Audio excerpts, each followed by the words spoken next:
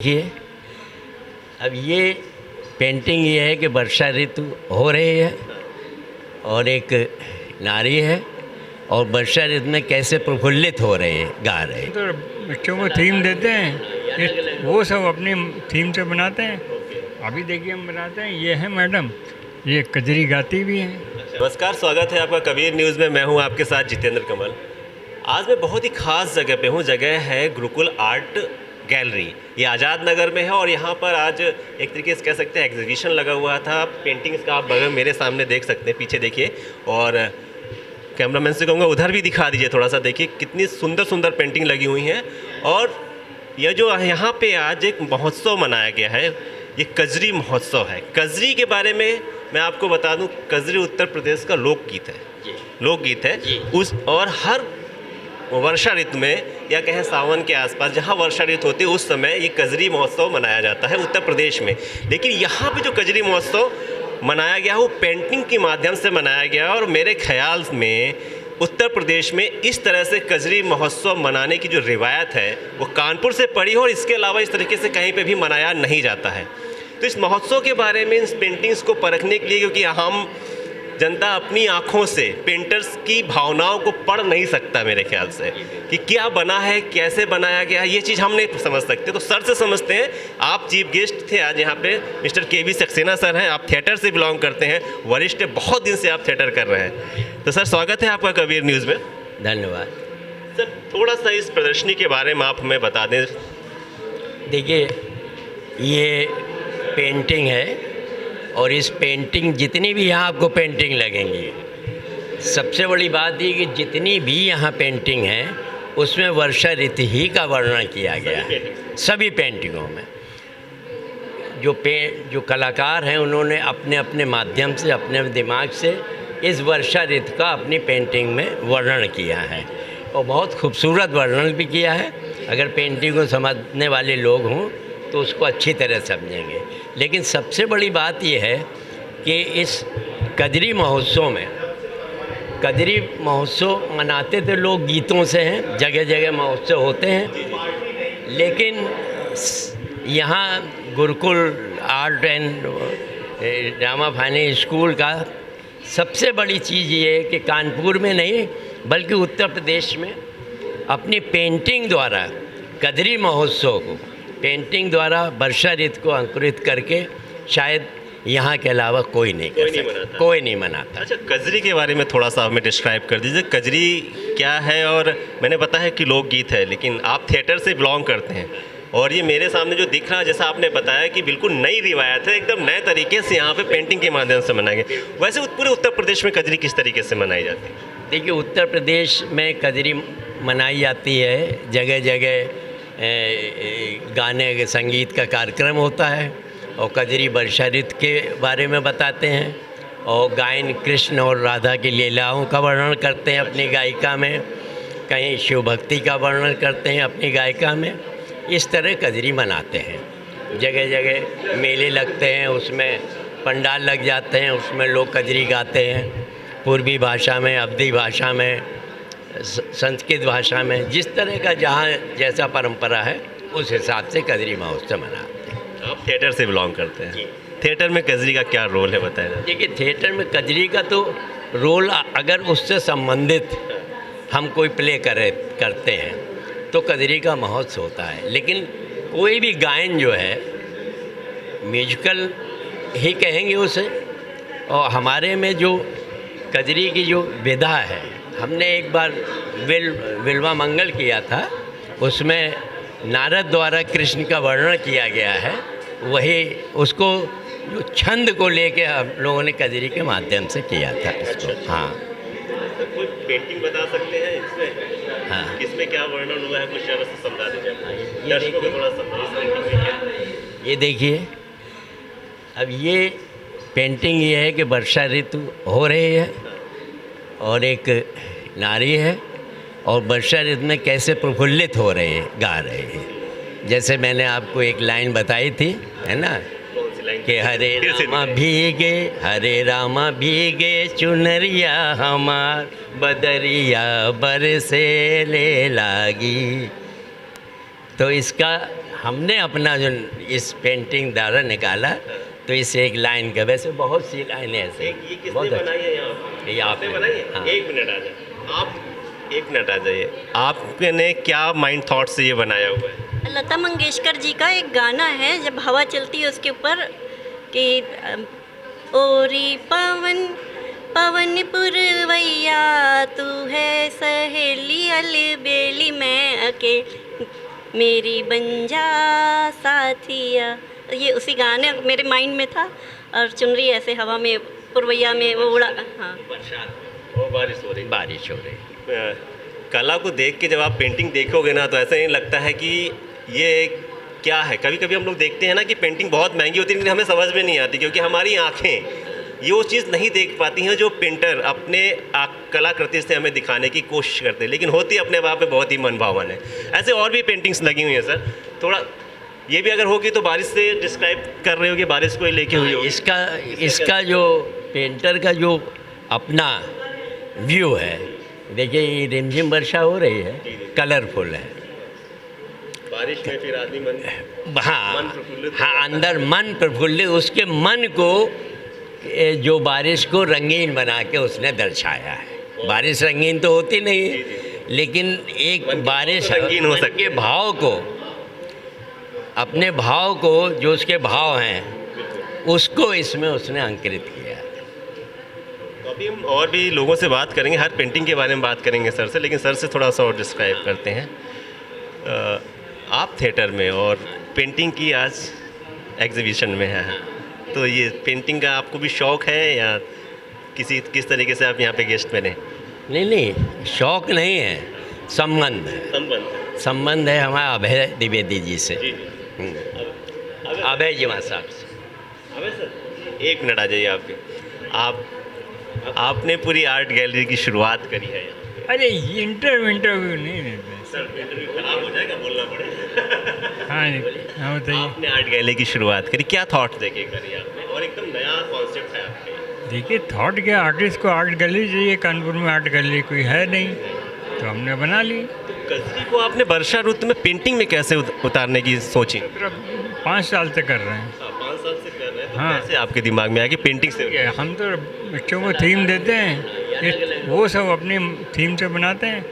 अभी देखिए हम बनाते हैं, ये है मैडम, ये कजरी गाती भी हैं। अच्छा। हाँ, हमारे यहाँ सब है, गुरजीत गाता है, एक वो ये गाता है, उत्कर्ष गाता है, तो मिर्ज़ापुर का है, तो सब कलाकार हैं हमारे यहाँ। हर तो 5 साल से आप ये लगातार? हम 5 साल से बरसात में ही कजरी करते हैं, सावन के महीने में। सावन के महीने। जी। वैसे इस आर्ट गैलरी में और इसके अलावा भी तो कुछ प्रोग्राम्स होते रहते होंगे हर मौसम? 2016 से हमने शुरू करी थी, कोविड तक हर महीने एक शो करते थे। आप पहले भी आए होंगे या? यूनिवर्सिटी में आपसे? हाँ, तो हम करते रहे, उसके ब्रेक हो गया, अब फिर शुरू कर रहे हैं।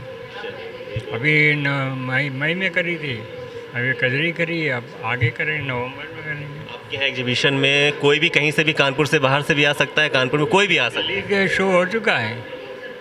जब 19 में दिल्ली का शो हुआ था, जो दिल्ली के आर्टिस्ट आए थे, तो वो हमसे बोल रहे थे कि सर आपने इतनी बढ़िया गैलरी बनाई कि मैं इसके अंदर जब खड़ा हूँ तो मुझे लगता नहीं कि दिल्ली में है कि हम कानपुर में हैं।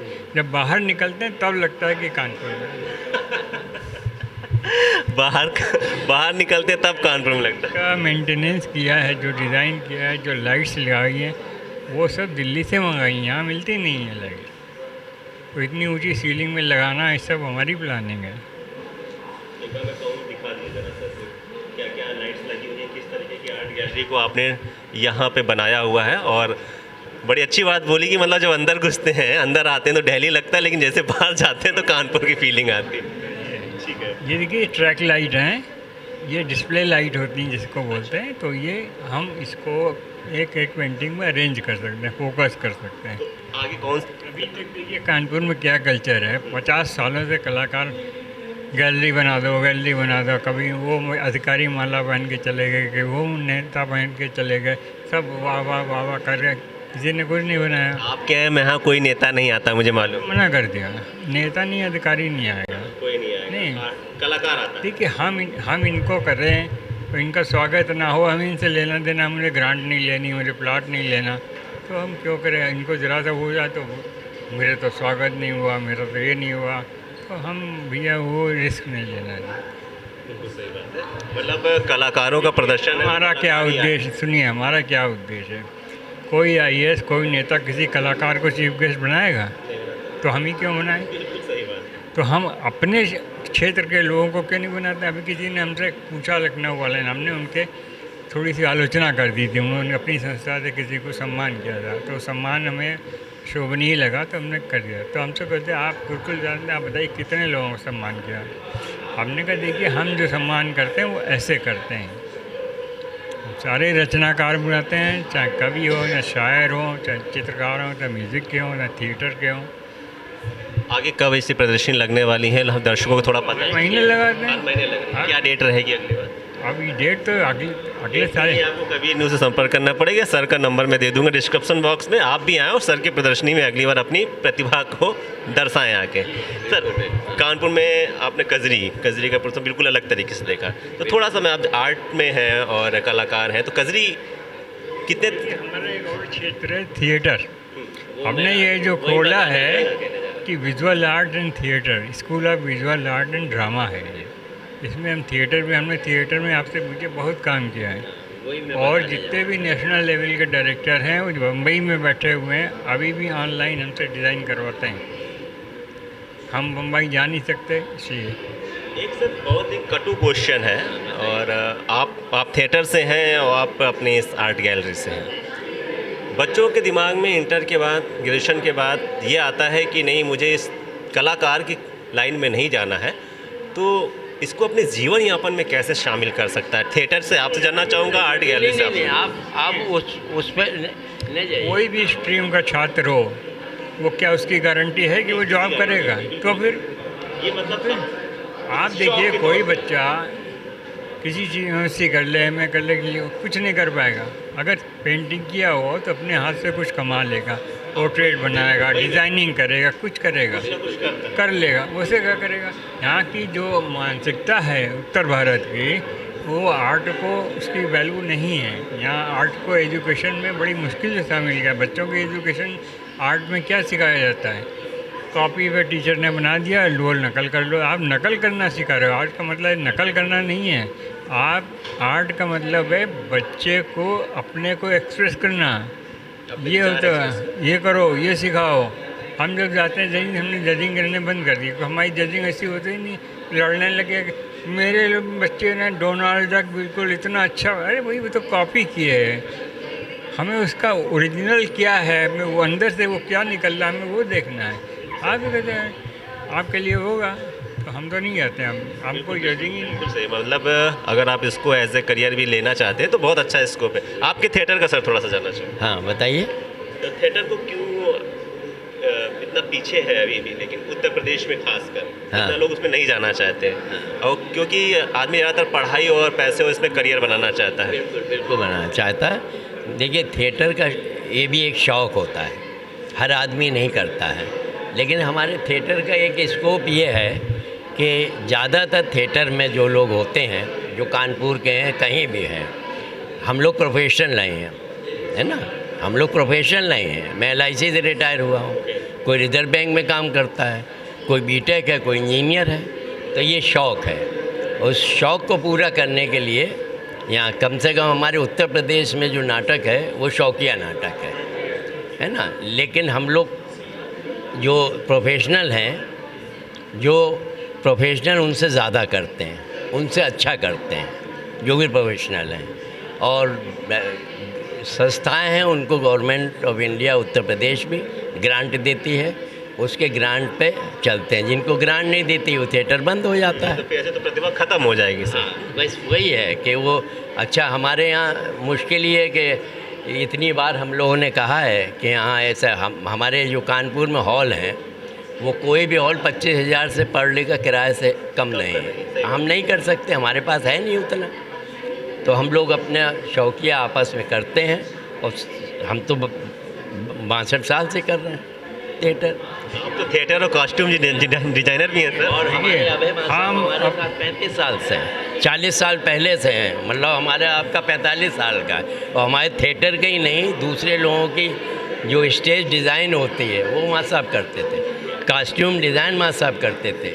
जो संस्कृत सीरियल आता था पहला, इंडियन भारत का पहला संस्कृत लैंग्वेज का सीरियल, उसका सारा हमारा किया हुआ था। सेट डिज़ाइनिंग, कॉस्ट्यूम हमने तो बम्बई में केवल पेंटिंग नहीं, आपने थिएटर में भी बहुत अच्छे आते हैं। सेट लगाए थे। संबंध तो इसी से। वी शांताराम के स्टूडियो में सेट लगाए, स्टेडियम से राजकमल। वी शांताराम आए थे देखने, किसका से वो वहीं रहते भी थे, तो उन्होंने देख के कहा था जाड़ा है, जाड़ा का मतलब बहुत अच्छा है। तो ये हमने तो बहुत माँ साहब हमारे स्वाभिमानी हैं, जो उनमें इतना है, उन्होंने यहाँ कानपुर के इतने बच्चे अपने आर्ट द्वारा अपने कला संस्कृत वहाँ सिखाते थे। बाल निकुंज में क्लास लेते थे, 3-3 टर्न चलते थे, 100 लड़के आते थे पेंटिंग सीखने। हाँ, 3 टर्न में बहुत इतना करते रहे। फिर माँ साहब ने अपना ये बनाया। हमारे यहाँ जितने लोग आते हैं सब प्रोफेशनल हैं, कोई स्कूल के बच्चे नहीं हैं। हम लेते नहीं हैं, वो स्कूल वाला काम हम बंद कर दिया। हम तो जो आता है, अगर आपको इसमें करियर बनाना है तो आइए, अदरवाइज मतलब गुरुकुल आर्ट गैलरी में जिसको करियर बनाना हो वो यहाँ पे आए और अपनी कला का प्रदर्शन करे आके। कानपुर की मेरे ख्याल से सबसे अनोखी गैलरी है और जो दिल्ली तक के आर्ट गैलरीज को कंपटीशन कर रही है। किसी भी आर्टिस्ट से कोई चार्ज नहीं लेते हैं, बहुत बढ़िया, मतलब फ्री ऑफ कास्ट पूरी गैलरी देते हैं। आप जरा सी गैलरी खोलें 2000-3000 पर डे मांगते हैं। ये लड़का अभी गया, कहाँ गया, लौट आया, सब पैसे मांग। अरे इसका तो बहुत परेशान हो गया है। इससे पहले तो आर्ट गैलरी है नहीं, खिड़की दरवाजे में कागज़ लगा के, अभी भी शऊर नहीं है। यहाँ चिल्लाते रहे आर्ट गैलरी, और हमने बना दी, तो अभी भी वो मर्चेंट चैम्बर में कर रहे हैं, कहीं उस हॉल में कर रहे हैं, खिड़की दरवाजे। ये कोई पेंटिंग का डिस्प्ले अच्छा नहीं होगा तो आपको क्या उसको एजुकेशन दे रहे हो, कहीं भी टांग दो। ये थोड़ा ना होता है, आप पेंटिंग की इज्जत नहीं करोगे तो आपको इज्जत नहीं मिलेगी। तो ये हमारे साथ थे के वी सक्सेना सर और अभय द्विवेदी सर जी, जिन्होंने यहाँ पे एक बहुत ही सुंदर आर्ट गैलरी बनाई है। और आज वाकई कजरी महोत्सव का जो प्रदर्शन इन्होंने वर्षा ऋतु के माध्यम से किया हुआ है वो बहुत ही शोभनीय और दर्शनीय है। तो हमसे बात करने के लिए सर आप दोनों लोगों का बहुत बहुत धन्यवाद। धन्यवाद।